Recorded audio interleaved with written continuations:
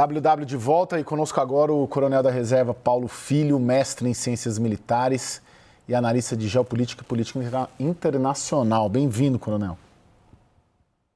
Boa noite, Caio. Boa noite, Lorival. Boa noite a todos. Lorival, bem-vindo. Obrigado, boa noite. Os Estados Unidos dizem ter visto algum progresso rumo a um acordo com o Irã, mas que ainda é necessário avançar nas negociações. O impasse segue sendo o programa nuclear iraniano. Enquanto Washington e Teherã não se acertam, países da região buscam um consenso para evitar um recrudescimento da situação. O chefe das Forças Armadas do Paquistão, Asim Munir, e uma delegação do Catar chegaram ao Irã nesta sexta-feira para intensificar o diálogo e buscar resolver os principais impasses entre Teherã e Washington. O governo Trump pressiona o Irã a transferir urânio enriquecido a níveis próximos ao necessário para a confecção de ogivas nucleares aos Estados Unidos. Mas as autoridades iranianas não aceitam a ideia de repassar o material para um inimigo histórico da República Islâmica. Imagina-se que o urânio esteja em cilindros de gás em instalações subterrâneas e que os acessos a elas teriam sido destruídos pela onda de ataques de Estados Unidos e Israel realizados em meados de 2025. Propostas que visam transferir o material para países tidos como mais amistosos, como Turquia e Rússia, são vistas como opções mais palatáveis entre autoridades em Teherã, mas não tem consenso no país. De Israel, Benjamin Netanyahu defende a Trump a ideia de que um acordo considerado satisfatório com o Irã não é possível. O presidente dos Estados Unidos tem demonstrado cada vez mais irritação com o vai e vem de propostas e sugerido que pode ordenar um novo ataque contra o Irã. O cessar-fogo e as negociações já se arrastam há mais tempo que o período de ataques contínuos sobre o Oriente Médio. A agência de notícias iraniana Tasnim publicou nesta sexta que houve progressos em alguns pontos das conversas, mas que um acordo só deve ser alcançado se houver consenso sobre tudo o que está em questão. Na Suécia, para uma reunião da OTAN, o secretário de Estado americano, Marco Rubio, deu declarações semelhantes. There's been some progress. I wouldn't exaggerate it, I wouldn't diminish it. The issue of highly enriched uranium has to be discussed, its disposition has to be dealt with, and of course the issue of future enrichment has to be dealt with as well. Coronel, tem um debate, obviamente, de não ter um acordo nesse final de semana, mas ter algum tipo de arranjo que permita abrir o Estreito de Hormuz enquanto as negociações continuem. Para o senhor, isso é crível? Eu acho que esse é o desejo do presidente Trump. O presidente Trump está claramente com muita vontade de encerrar esse problema, deixar esse problema para trás, se dedicar a outras questões. Mas ele não pode fazer isso enquanto o Estreito de Hormuz estiver fechado, enquanto o Irã tiver de posse desses mais de 400 quilos de urânio enriquecido a 60%. Porque são dois pontos capitais. Ele não pode encerrar a campanha dele no Oriente Médio sem resolver essas questões. E são duas questões de muito difícil solução. Por quê? Porque o Irã, e isso aqui não importa se a gente concorda ou não com isso, mas o Irã sente que tem vantagem nas negociações. O Irã sente que negocia a partir de uma posição de força. E negociando a partir de uma posição de força, ele se sente menos inclinado a ceder às pressões dos Estados Unidos. Ele avalia que com o fechamento do Estreito de Hormuz, ele está causando uma grande disrupção econômica que tem afetado todo mundo, que tem atrapalhado o presidente Trump. Enquanto ele tiver essa capacidade, que é e muito facilitada pela geografia do país, e nós vemos que o Irã consegue manter isso por enquanto, ele se sente nessa posição de força. E tem a questão de abrir mão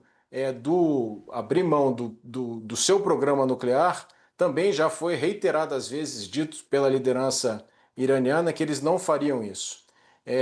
Então nós estamos nesse impasse. Essa semana, esse fim de semana, parece ser tudo aponta para que seja uma data limite para o presidente Trump. Nós temos um feriado na segunda-feira nos Estados Unidos, ou seja, as bolsas só voltam a funcionar na terça-feira. Então, se houvesse um ataque, teria aí o sábado, o domingo e a segunda, para as ações militares afetando menos a Bolsa de Valores. Então vai depender muito do que acontecer nesse sábado no Irã. Já são aí quase 6 da manhã lá em Teherã. Nós temos a presença desse general, o chefe das Forças Armadas do Paquistão, tem uma delegação do Catar. Então está havendo um esforço muito grande no sentido dessa negociação. Mas é muito difícil cravar o que vai acontecer, Caio. Muito difícil. Ei, Lorival.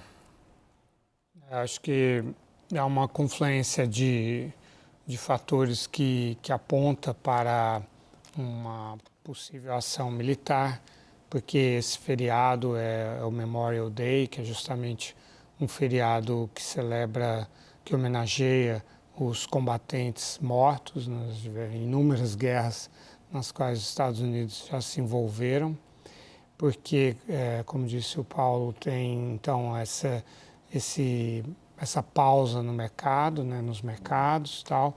Você veja que a matéria da CBS News, que falou desses planos, possíveis planos, né, de um ataque contra o Irã, ela foi publicada depois das 6 da tarde, hora de Nova York, exatamente para evitar um choque nos mercados, né? E o Trump simplesmente não consegue arrancar dos iranianos a concessão que ele acredita necessitar, que é em relação a essa entrega do urânio altamente enriquecido, são 441 quilos, né? Sendo assim, é claro que sempre aí há duas táticas sempre empregadas pelo Trump. Ou reúne todas as evidências de que está pronto para atacar o Irã, ou, se isso não dá resultado, realmente faz o ataque. Então, ele não anunciou que não vai no casamento do filho dele, o Donald Trump Jr. se casa nesse fim de semana nas Bahamas.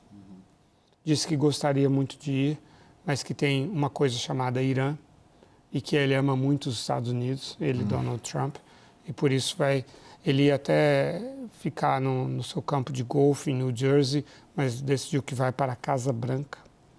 Né? Você tem, ele havia dito, quando ele decidiu dar mais uma chance para as negociações, ele disse que daria um par de dias para o Irã, e isso foi na quarta-feira.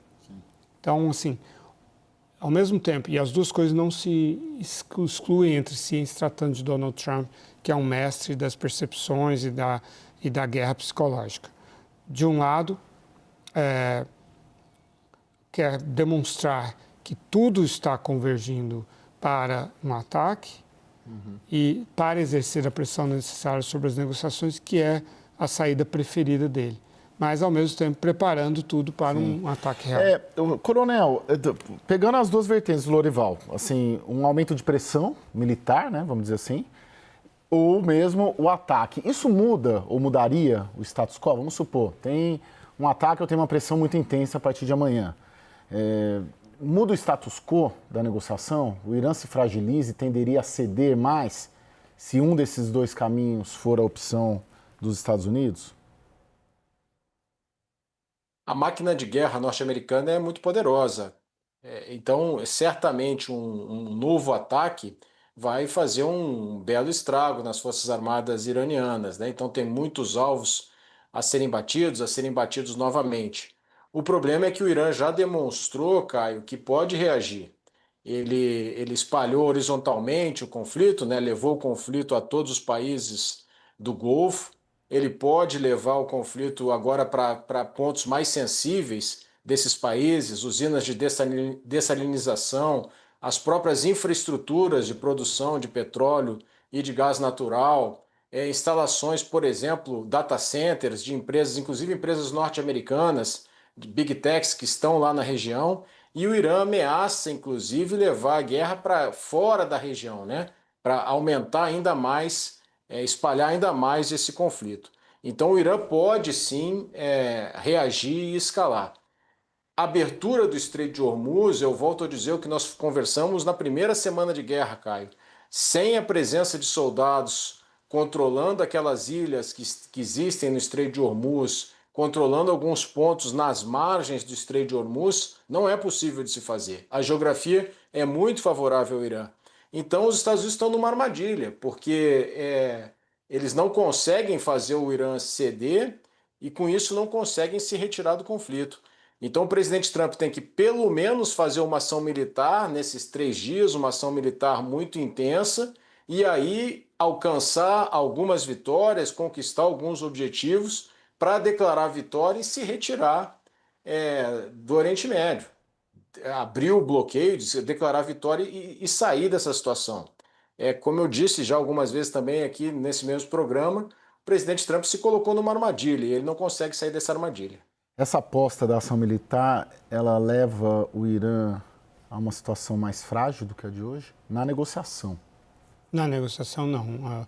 Acho que o Irã ele já precifica esses ataques e tem uma tolerância à dor grande, né, maior do que a do Trump. Uma eventual guerra ou simples essas pressões, essas indicações de uma possível retomada da guerra já causam danos políticos, econômicos para o Trump, né?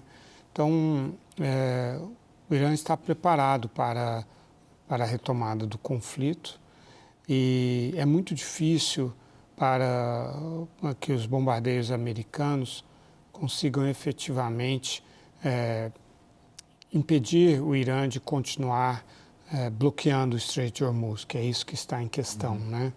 Por quê? Porque são centenas e centenas de lanchas rápidas, né? Aquela água é uma água que reflete muita luz, existe uma névoa contínua ali por causa do excesso de concentração de umidade causado pelo calor muito grande e pelas escarpas que estão nas duas costas de Omã e do Irã. E esses reflexos todos de luzes, essa característica daquela área ali, dificulta muito a visibilidade, distinguir barcos de pesca de barcos de contrabando, de lanchas da Guarda Revolucionária. E além disso, nessas escarpas, nesses penhascos, né, essas falésias todas estão cheias de mísseis e drones que, ao longo de muitas semanas, Estados Unidos e Israel não conseguiram degradar. Então, por que agora conseguiriam? É uma pergunta que não tem uma resposta boa. Coronel, para finalizar, eu tenho um minuto. A sua aposta em havendo uma ação militar, qual seria o alvo? Instalações nucleares, fala-se ali capacidades militares e fala-se também na própria liderança do Irã. O principal alvo são as instalações militares, né? O mais importante para os Estados Unidos e para Israel é tentar destruir os lançadores de mísseis, tentar destruir os próprios mísseis, né? Os paióis, as fábricas de combustível, são esses os principais alvos. Mas, como o Lorival disse, se eles não conseguiram fazer isso na primeira campanha, né, por que eles fariam nessa segunda, já encontrando um Irã preparado? Vamos lembrar que essas várias semanas aí de cessar-fogo deram ao Irã mais tempo ainda para esconder seu material, para repensar o seu planejamento, para designar novos alvos, para estabelecer técnicas, táticas e procedimentos que já estão prontas para uma eventual ação militar norte-americana. É uma situação, é um desafio militar mesmo para a maior potência militar da história, que é os Estados Unidos.